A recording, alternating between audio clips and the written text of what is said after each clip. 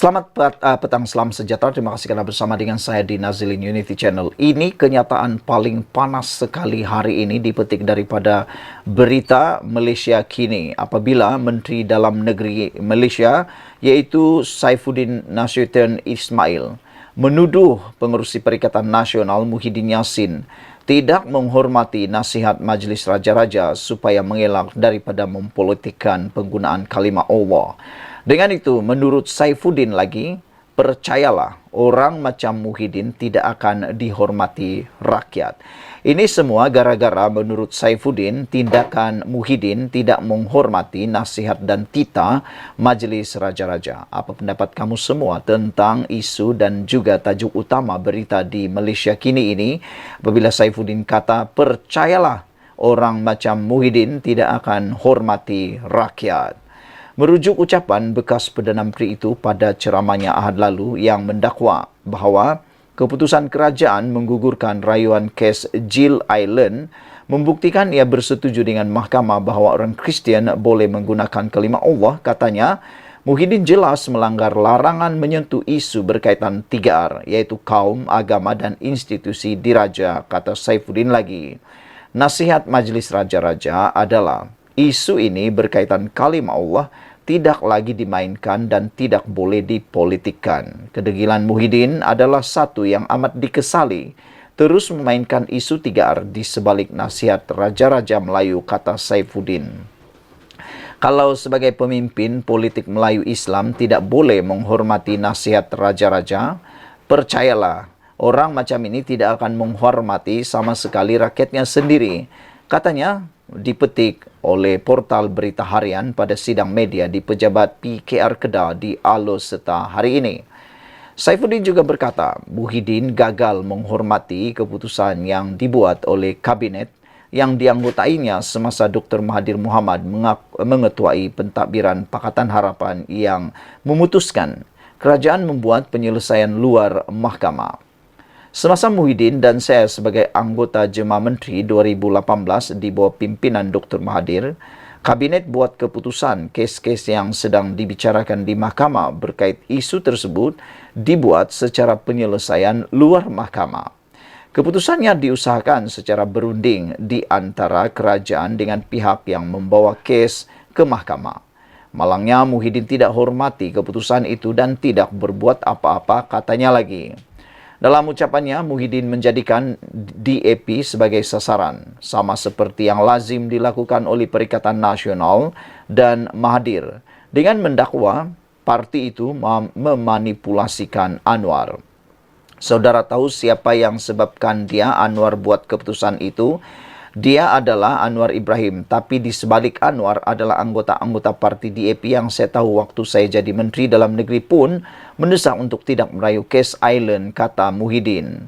Susulan dakwaan Muhyiddin itu, DAP kemudian membuat laporan polis terhadap Muhyiddin kerana memainkan isu 3R. Ini bukan kali pertama Muhyiddin menggunakan subjek ini untuk meyakinkan pengundi Melayu Islam supaya menjauhi Pakatan Harapan. Menjelang PRU 15, Muhyiddin mengaitkan PH dengan kumpulan Yahudi dan Kristian yang didakwanya cuba mengambil alih Malaysia. Bagi saya ini bahaya. Apakah bermakna akan berlaku proses kristianisasi? Kita dah dengar cerita ini bukan, kata Muhyiddin, di Kuala Lumpur dan di Petaling Jaya. Kalau ada gereja hari Ahad, ada juga orang-orang Melayu pergi sana, rupanya dah masuk Kristian. Itu saya tak fikir berkembang dengan pesat sebab sebahagian besar kita adalah orang Islam. Tetapi agenda puak-puak dan kaum-kaum seperti ini adalah niat mereka adalah untuk mengambil alih Malaysia, satu daripada koloni dia. Itu adalah strategi jangka waktu panjang. Mungkin kita tidak lihat ini pada waktu ini, tetapi mungkin tidak berapa lama lagi kalau kita tidak berhati-hati dan berjaga-jaga, kata Muhyiddin dipetik daripada ucapan beliau. Berita ini dipetik daripada Malaysia Kini dengan tajuk, percayalah orang macam Muhyiddin tak akan hormati rakyat. Sekian dulu untuk kali ini. Jangan lupa tinggalkan komen anda, tekan butang subscribe. Kita jumpa lagi. Bye-bye. Selamat petang, salam sejahtera. Terima kasih kerana bersama dengan saya di Nazilin Unity Channel. Kemarin ada satu isu saya yang paling hot, yang melibatkan dakwaan bahawa kononnya Tun Mahathir Mohamad akan menjadi Perdana Menteri kali ketiga. Dan mengikut pendedahan Sabudin itu, untuk menjadikan Mahathir Mohamad menjadi Perdana Menteri kali ketiga walaupun di usia yang menjengah 100 tahun, beliau kata salah satu perkara yang perlu dilakukan oleh Mahathir ialah menjadi ahli parlimen terlebih dahulu. Ialah syarat untuk menjadi ahli parlimen di Perdana Menteri di Malaysia ialah beliau mestilah mempunyai kerusi parlimen. Dengan kata lain, beliau kena bertanding lagi. Jadi, di tempat-tempat yang tertentu seperti di Kedah, di Selangor atau di mana-mana kawasan, dikatakan bahawa Mahathir mungkin akan kalah teruk juga. Tapi, Tun Mahathir ada harapan menang walaupun dimanapun Mahathir ditempatkan. Kalau dia bertanding di Kelantan dengan kerjasama yang kita lihat erat bersama dengan PAS, menurut ramalan beliau akan menang mudah dimanapun dia bertanding selagi ianya didukung oleh PAS dan berlaku di Kelantan.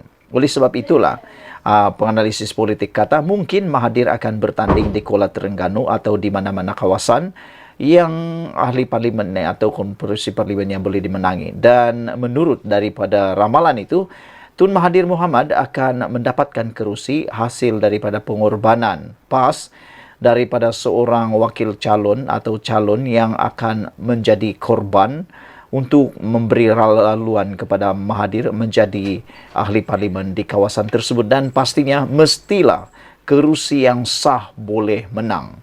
Di Selangor, confirm Mahathir tak boleh menang. Di Pulau Pinang pun sama. Di Kedah pun sudah ditolak. Jadi, di manakah lagi yang confirm dia akan menang kalau bukan di Terengganu ataupun di Kelantan. Tapi rupa-rupanya ada satu lagi kerusi yang bakal boleh diperoleh oleh Mahathir untuk menjadikan beliau sekali lagi Perdana Menteri. Sebelum saya teruskan ulasan kali ini, jangan lupa tinggalkan komen anda, apa pendapat anda kalau Mahathir menjadi Perdana Menteri kali ketiga. Ada penganalisis politik kata, Mahathir Mohamad sebenarnya dari segi pengalaman beliau adalah sangat hebat, tetapi dari segi fizikal sangat terhad sekarang ini. Bayangkan kalau kita ada Perdana Menteri dengan usia 100 tahun, apalagi yang boleh beliau lakukan. Perdana Menteri ini kalau kita ketahui dia perlu bergerak ke sana sini untuk menyebarkan dasar kerajaan. Jadi kalau sudah tidak mampu lagi tubuhnya, siapa yang akan berjalan? Pastilah menteri-menteri pun mungkin tidak akan dapat dikawal sepenuhnya oleh Mahathir. Dan kita tak tahu berapa lama lagi Mahathir kuat untuk menjadi Perdana Menteri. Takkanlah kita nak ada Perdana Menteri yang berganti lagi dalam masa 5 tahun itu. Mahathir pula berganti-ganti lagi kan? Mungkin itulah yang mungkin dalam fikiran anda. Saudara-saudara sekalian, berikutan satu artikel yang ditulis oleh Sabudin semalam mengenai wujudnya rancangan menjadikan Tun Mahathir sebagai ahli parlimen dan meletakkan beliau dalam sekel menjadi Perdana Menteri.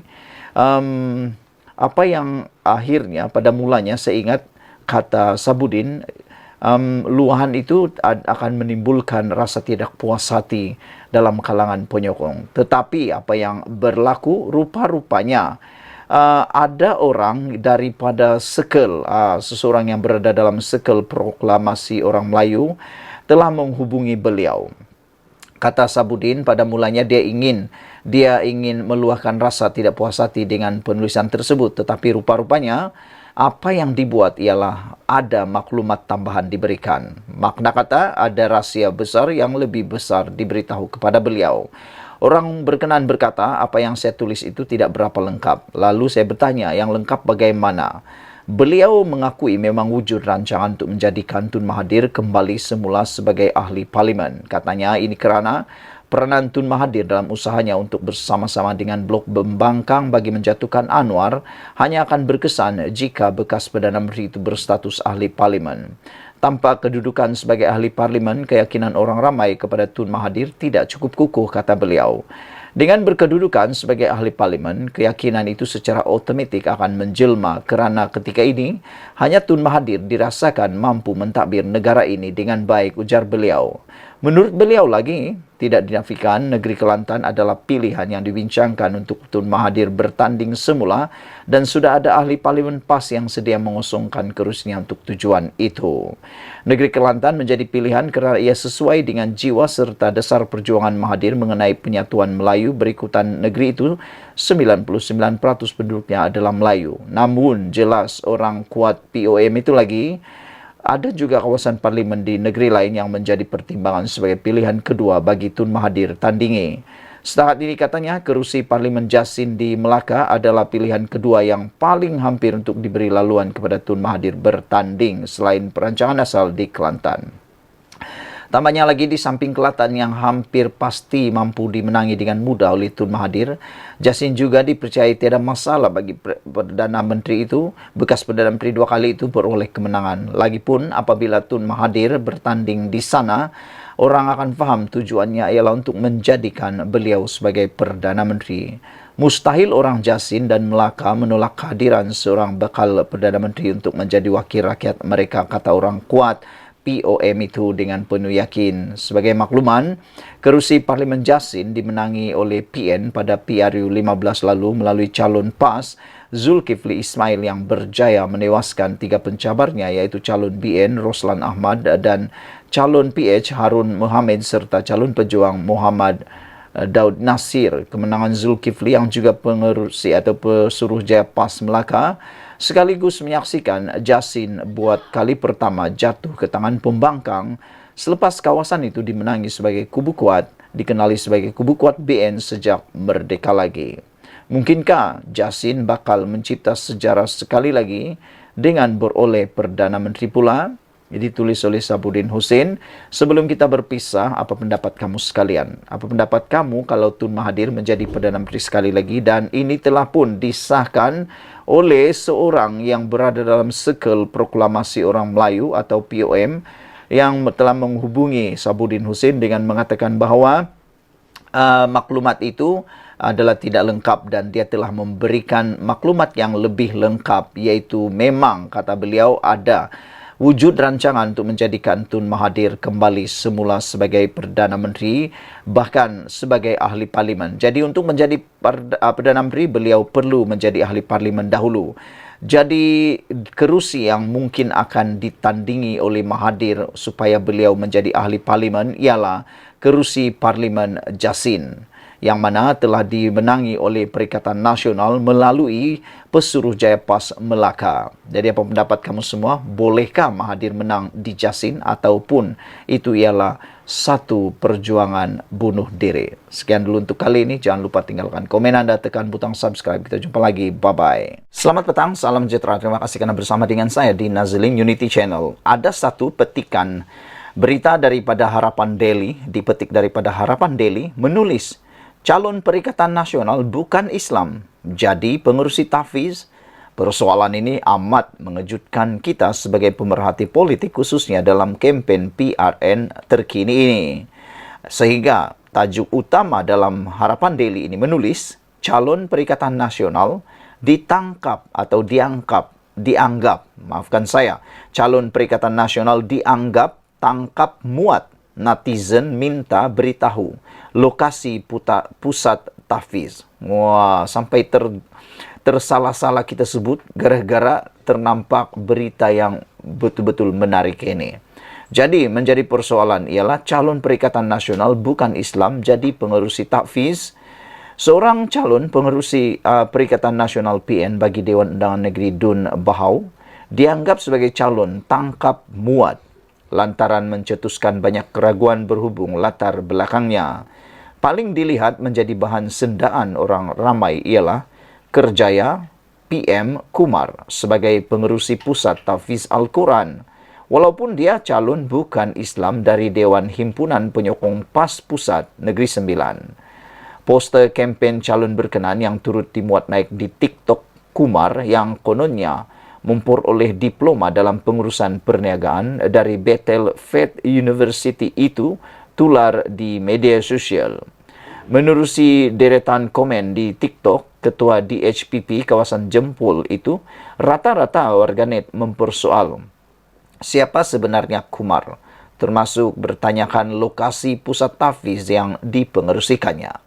Malah, orang ramai juga mempertikai bagaimana calon PAS berusia 54 tahun itu boleh selamba menggunakan gelaran doktor tetapi kelayakannya hanya diploma. Memanglah kan macam-macam kesilapan sekarang berlaku. Yang baru-baru ini pun berlaku juga dalam pencalonan penamaan calon sehingga netizen pun boleh lihat dalam kesilapan itu yang dikatakan kesilapan teknikal yang biasa kita dengar yaitu copy paste, sehingga 4 calon yang bertanding dalam pilihan raya negeri untuk calon PAS mempunyai tempat persekolahan yang sama, sehingga netizen mengatakan adakah mereka sekelas. Rupa-rupanya berlaku kesilapan dalam teknikal penulisan tersebut. Jadi ada netizen cakap, itulah budaya copy and paste. Kata seorang netizen, salam Ustaz Kumar, lokasi pusat tahfiz, anak buah saya nak join, kata seorang penulis. Copek latuan, kek mano pusat tahfiz tu, game nak daftar tu. Itu tulisan seorang daripada orang Kelantan. Ada juga yang bertanya, pengerusi pusat tahfiz mana tu? Tahfiz Al-Quran mana tu? Letak nama please, kata seorang lagi. Dahsyat diploma, tapi title doktor, semua title lah dia balun. Demikian antara komen warganet di TikTok Kumar. Sehubungan itu, orang ramai berharap agar rakyat, terutamanya pengundi Bahau, menolak calon tangkap muat yang dilihat sanggup berbohong secara terang-terangan. Namun ada yang berpendapat kemungkinan untuk berfikir secara rasional itu mungkin tidak wujud dalam kalangan penyokong tegar PAS yang kerap digelar netizen sebagai walaun. Letaklah apapun walaun tetap percaya, kata pengguna TikTok Jibun@85. Kumar atau nama tertera dalam senarai SPR, Kumar S. Paramasivam, akan berdepan dengan calon Pakatan Harapan PH yang juga penyandang Teo Kok Seng dari DAP. Dia adalah antara 3 calon bukan Islam dari DHPP Negeri Sembilan yang diumum sebagai calon Perikatan Nasional pada PRN Negeri Sembilan 12 Ogos ini. 2 lagi calon DHPP yang mewakili PN ialah N. Santes Kumar Dun Mambau dan S. Sagu di Dun Lukut. Saudara-saudara sekalian, itu adalah berita dipetik daripada Harapan Daily yang saya bacakan sebentar tadi, yang memang menarik perhatian kita sampai berbelit-belit lidah kita nak baca kerana komennya ditulis dalam bahasa yang pelbagai. Tapi yang pastinya, netizen sekarang ni, awas kita semua. Netizen kita sekarang ni, mereka ni nampak kecil kesilapan macam mana pun. Sekecil tai lalat pun boleh dilihat netizen. Jadi hati-hatilah. Ada kebaikan, ada keburukannya. Sekian dulu untuk kali ini. Jangan lupa tinggalkan komen Anda, tekan butang subscribe. Kita jumpa lagi. Bye-bye.